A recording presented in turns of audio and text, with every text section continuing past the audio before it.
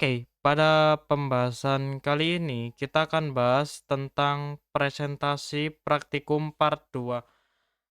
Pada bagian 2 ini kita akan bahas tentang login.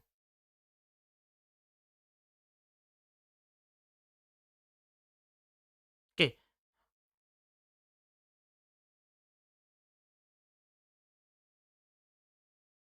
oke.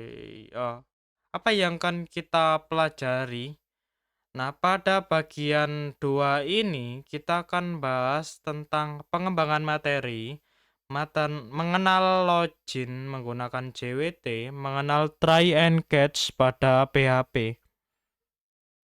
Nah, pengembangan materi. Pada materi kali ini kita akan bahas tentang login. Karena kita sudah membahas tentang registrasi, kita akan bahas lagi apa itu registrasi ya. Nah, pada registrasi user tidak perlu memakai token, tapi ketika user tersebut ingin login, maka diperlukan token. Nah, token yang akan dipakai adalah JWT ya, JSON Web Token. Nah, apa itu token JWT? Nah, sebelum kita bahas tentang apa itu JWT, kita perlu tahu kenapa kita perlu menggunakan token untuk login user. Nah, yang pertama adalah keamanan. Tahan terhadap CRSF, Cross-Site Request Forgery, membatasi hak akses. Nah, kita ada bahasan baru ya. Nah, apa itu CSRF? Pemalsuan permintaan lintas situs, juga dikenal sebagai serangan satu klik atau sesi mengendarai, dan disingkat CSRF atau XSRF adalah jenis eksploitasi berbahaya dari situs web atau aplikasi web di mana perintah tidak sah dikirim dari pengguna yang dipercayai oleh aplikasi web tersebut.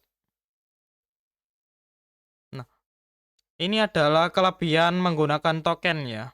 Ada stateless. Nah, token memungkinkan kita untuk membuat aplikasi web menjadi stateless, yang berarti tidak perlu menyimpan informasi ketika pengguna login di server. Nah, jadi sesi pengguna di server itu tidak masuk ya di server. Nah, kedua, fleksibilitas dapat digunakan di dalam berbagai jenis aplikasi ya, termasuk web, mobile, dan API. Yang ketiga, memudahkan kita untuk memvalidasi, memparse, dan sehingga mudah diintegrasikan ke dalam aplikasi yang akan kita buat. Nah, apa itu JWT? Nah, JWT atau JSON Web Token adalah standar token terbuka yang digunakan untuk otorisasi dan pertukaran informasi antar aplikasi. Terdiri dari 3 bagian ya. Ada header, payload, dan signature. Nah, header sendiri berisi informasi tentang jenis token, algoritma penandatanganan yang digunakan. Payload berisi data klaim seperti informasi pengguna, peran, dan waktu kadaluarsa. Signature digunakan untuk memverifikasi integritas token dan memastikan bahwa token tersebut tidak diubah.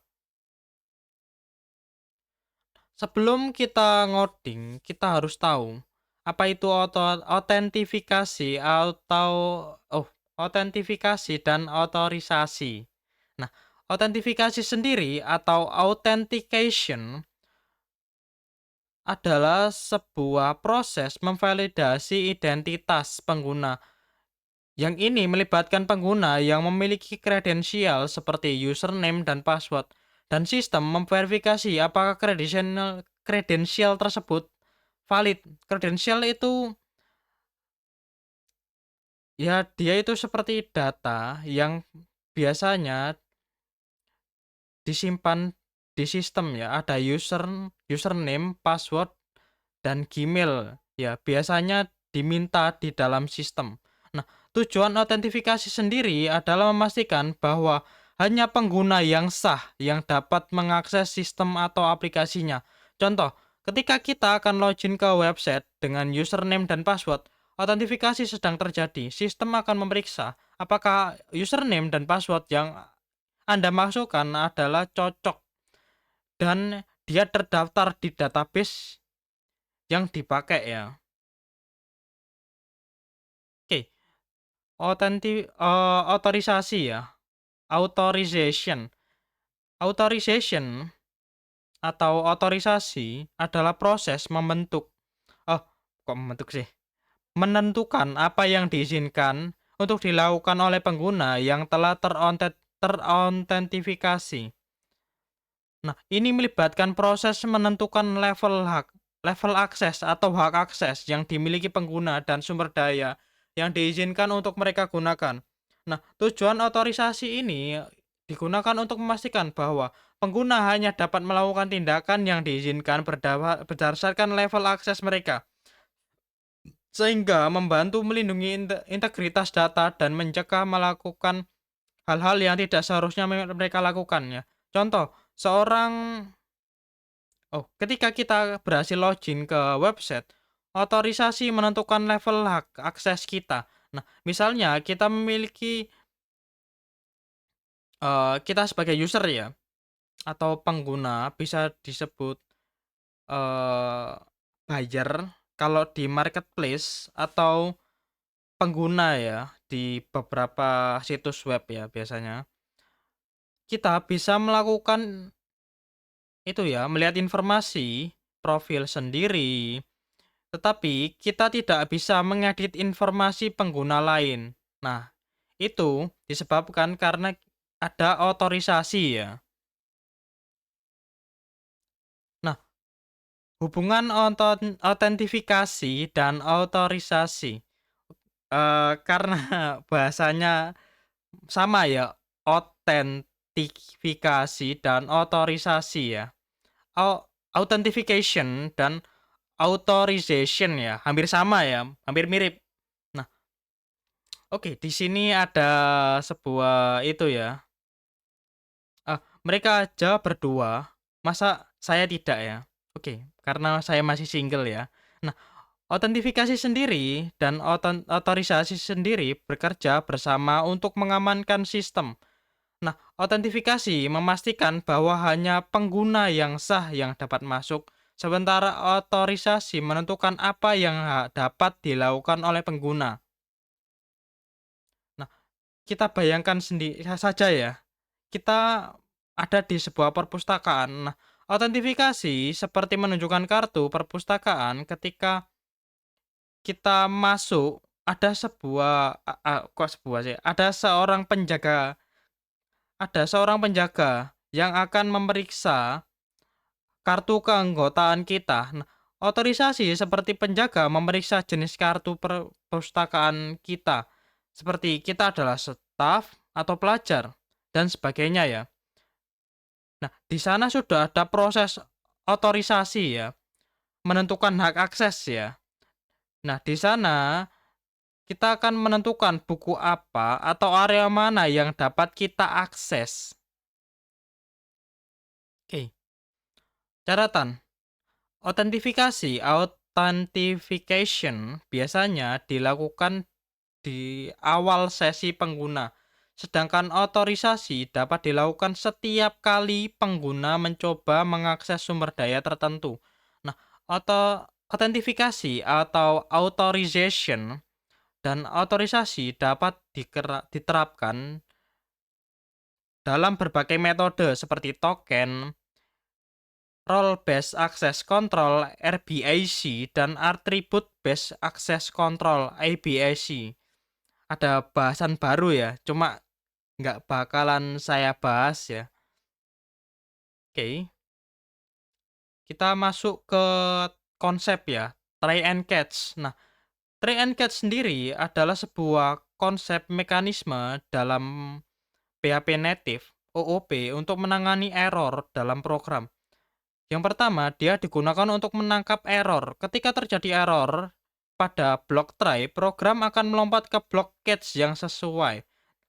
Menangani error di dalam blok catch, kita dapat melakukan berbagai tindakan seperti menampilkan pesan, yang informatif kepada pengguna, menentukan login error, logic ya, login error untuk analisis dan debugging, mengambil tindakan pemulihan untuk melanjutkan program.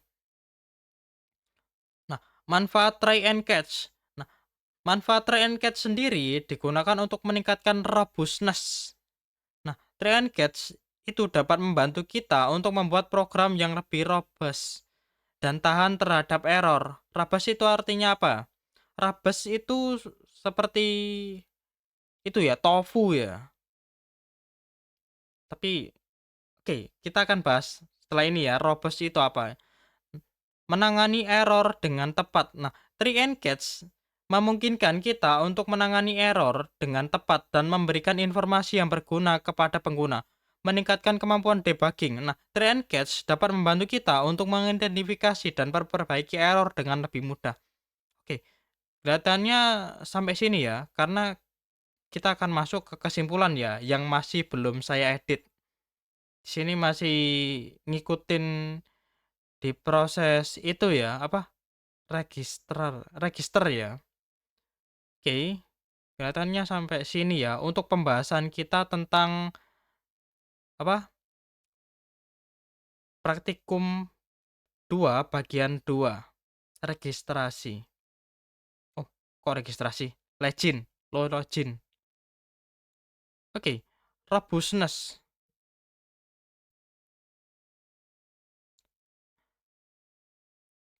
Robustness adalah kekokohan ya.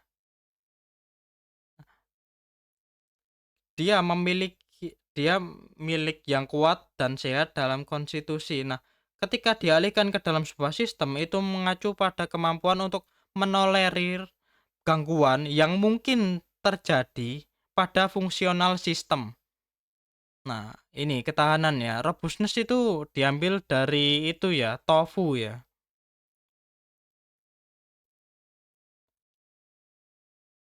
Nah, ini ya, tofu. Kalau kalian tahu tofu itu tahunya Jepang ya. Ya kayak gini, tahu Jepang. Tapi mahal dan juga enak ya. Ya ya kalau punya uang lah beli. Oke, terima kasih.